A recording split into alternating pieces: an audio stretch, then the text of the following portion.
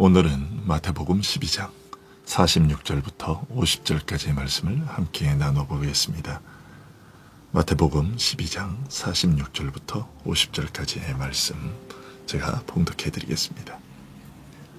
예수께서 무리에게 말씀하실 때에 그의 어머니와 동생들이 예수께 말하려고 밖에 섰더니 한 사람이 예수께 여짜오되 보소서 당신의 어머니와 동생들이 당신께 말하려고 밖에 서 있나이다 하니 말하던 사람에게 대답하여 이르시되 누가 내 어머니이며 내 동생들이냐 하시고 손을 내밀어 제자들을 가리켜 이르시되 나의 어머니와 나의 동생들을 보라. 누구든지 하늘에 계신 내 아버지의 뜻대로 하는 자가 내 형제요 자매요 어머니이니라 하시더라. 아멘. 예수님께서 귀신 들려 눈 멀고 말 못하는 자를 고쳐주신 것에 대해 바리새인들은 귀신의 왕 바알세불의 힘을 빌어 한 일이라며 예수님을 공격했습니다. 성령께서 하신 일인 것이 도저히 부인될 수 없는 상황이었음에도 불구하고 바리새인들은 그것을 받아들이지 않고 오히려 하나님을 모독하는 일을 행했습니다. 이에 예수님께서는 그런 자들, 곧 성령을 회방하는 자들의 죄는 사함을 받지 못한다고 하셨습니다. 그러자 바리새인 중에 한 사람이 예수님이 하나님께서 보내신 이가 맞는지를 확인하고 받아들일 수 있을 만한 표적을 보여달라고 요구했습니다. 이에 예수님께서는 요나의 표적 밖에는 보여줄 것이 없다고 하셨습니다. 장차 예수님께서 십자가에서 죽으시고 3일 만에 부활하듯이 이스라엘이 변화받아 그들 본래의 사명을 감당하게 하실 것이라고 알려주신 것입니다. 십자가와 부활이 옛사람이 죽고 새 사람으로 다시 사는 은혜를 이루는 통로가 될 것을 보여주는 증거가 될 것이라고 말씀하셨습니다. 그리고 마지막 날에 요나의 전도를 듣고 회개한 니느웨의 사람들과 솔로몬에게 하나님의 지혜를 듣기 위해 찾아왔던 남방 여왕이 그리스도의 가르침을 거부하는 이 세대를 정죄하게 될 것이라고 하셨습니다. 그리고 그처럼 그리스도의 말씀 듣기를 거부하고 배척한 현재의 이스라엘은 악한 귀신이 들어와 거하기 좋은 집이 되어버렸다고 하셨습니다. 악한 영들을 축출하시고 하나님의 거룩한 다스림을 베푸시는 예수님의 일을 배척하고 회방하는 이 세대는 장차 마귀의 세력에게 더욱 강력하게 사로잡혀 비참하게 될 것이라고 하신 것입니다. 진정한 부모와 형제에 대하여 하신 오늘 말씀은 이런 맥락에서 그 뜻을 파악해야 합니다.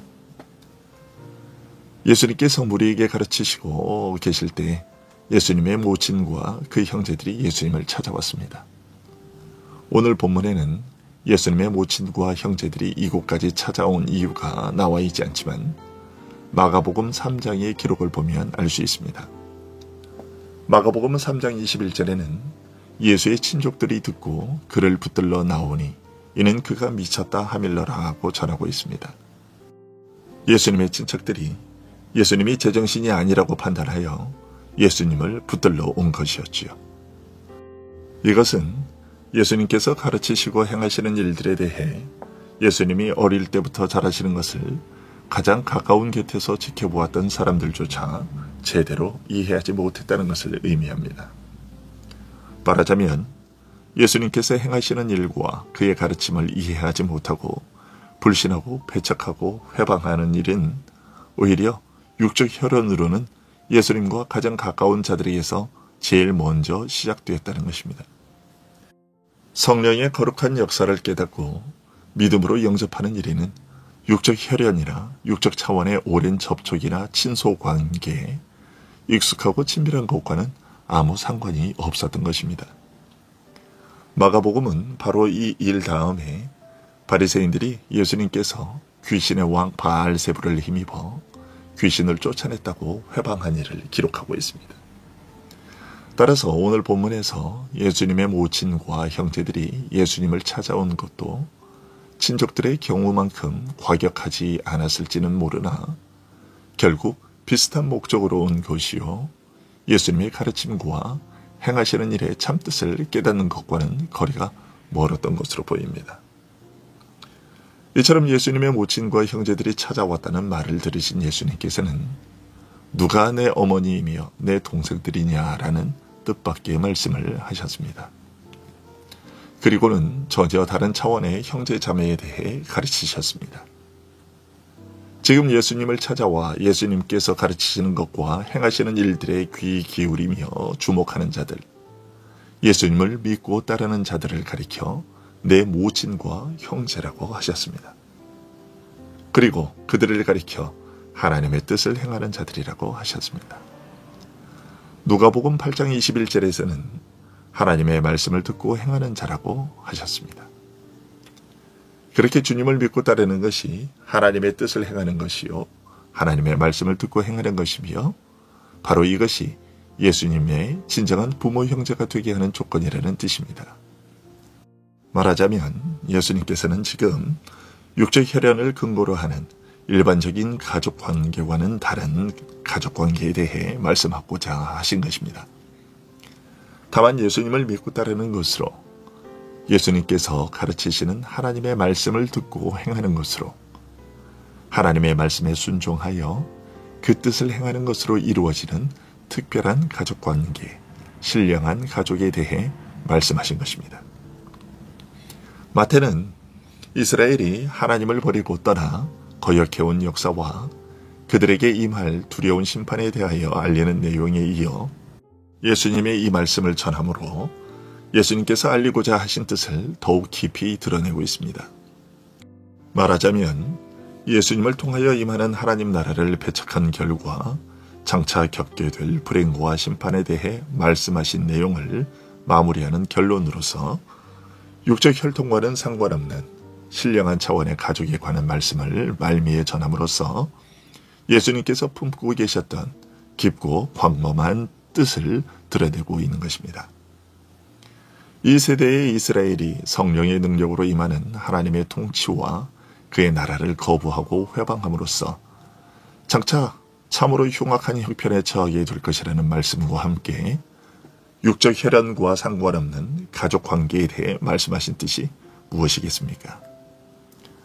요나의 표적을 들어 증거하신 대로 이 세대의 이스라엘은 마땅히 바닷속에 던져져 죽어야 할 자라는 사실을 알리는 말씀과 함께 신령한 영적 조건으로 이루어지는 가족에 대해 말씀하신 의도가 무엇이겠습니까? 육적 이스라엘은 멸망하게 될 것이며 이와 함께 육적 혈연과는 상관없이 오직 신령한 조건에 따라 하나님의 집이 세워질 것을 알려주고자 하신 것입니다. 그리스도께서 가르치시는 하나님의 말씀을 듣고 행함으로써 새 이스라엘이 세워질 것을 알려주신 것입니다. 지금 예수님께서는 옛 이스라엘이 무너지는 것과 함께 그를 믿고 따르는 자들로 이루어질 새 이스라엘에 대하여 말씀하고 계신 것입니다. 옛 이스라엘은 마귀의 세력을 멸하시고 이 땅에 하나님의 통치와 그의 나라를 이루시는 성령의 거룩한 역사를 배척하고 회방하다가 더 비참한 형편에, 다시 말해 이전보다 더 악한 일곱 귀신에게 얽매이듯이 더욱 강력한 마귀의 지배를 받게 되겠지만, 그리스도를 믿고 따름으로써 이루어지는 새 이스라엘은 그리스도께서 성령으로 베푸시는 하나님의 복된 다스림 안에 거하게 될 것임을 가르쳐 주신 것입니다. 성령의 거룩한 통치로 말미암아 마귀의 세력이 깨어지고 굴복하는 것을 경험하게 될 것이며, 그 비참한 얽매임에서 벗어나 하나님을 자유롭게 섬기는 축복과 참 이스라엘에게 약속된 진정한 안식을 누리게 될 것임을 알려주신 것입니다. 마태복음 13장 이하에서는 이러한 새 이스라엘이, 그리스도의 나라가 구체적으로 어떻게 세워지는지에 대해 가르치시는 말씀이 이어집니다. 이 땅에서 사는 동안 하나님께서 육적 혈연으로 맺어주신 관계는 참으로 소중하지요. 그러나 오늘 말씀은 그런 육적 혈연의 가족 관계보다 예수 그리스도를 믿는 믿음으로 연결된 신령한 관계가 훨씬 더 중요함을 알려주고 있습니다. 왜냐하면 육적 혈연 관계는 이 땅에서 사는 동안에만 가지게 되는 것이요, 예수 그리스도를 믿는 믿음으로 맺어지는 관계는 영원히 끊어지지 않을 관계이기 때문입니다. 그리고 이 관계가 중요한 더 큰 이유는 이 관계는 그리스도를 통하여 이루어지는 관계이기 때문입니다. 육적인 혈연 관계 때문에 그리스도를 포기할 수 없는 것은 그리스도가 우리에게 가장 우선되고 중요한 존재이기 때문입니다. 물론 그렇다고 해서 믿지 아니하는 육적 혈연 관계에 있는 자들을 가벼이 취급해도 된다는 것은 아니죠.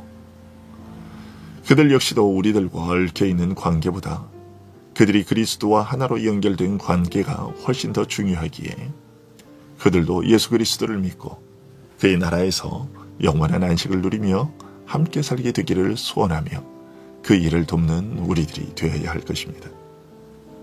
그처럼 우리 모두에게 있어서 우선순위는 늘 언제나 예수 그리스도와의 관계라는 사실을 인식하고 이 관계를 유지하는 일에 우리의 모든 역량을 쏟아 부어야 할 것입니다. 기도하겠습니다.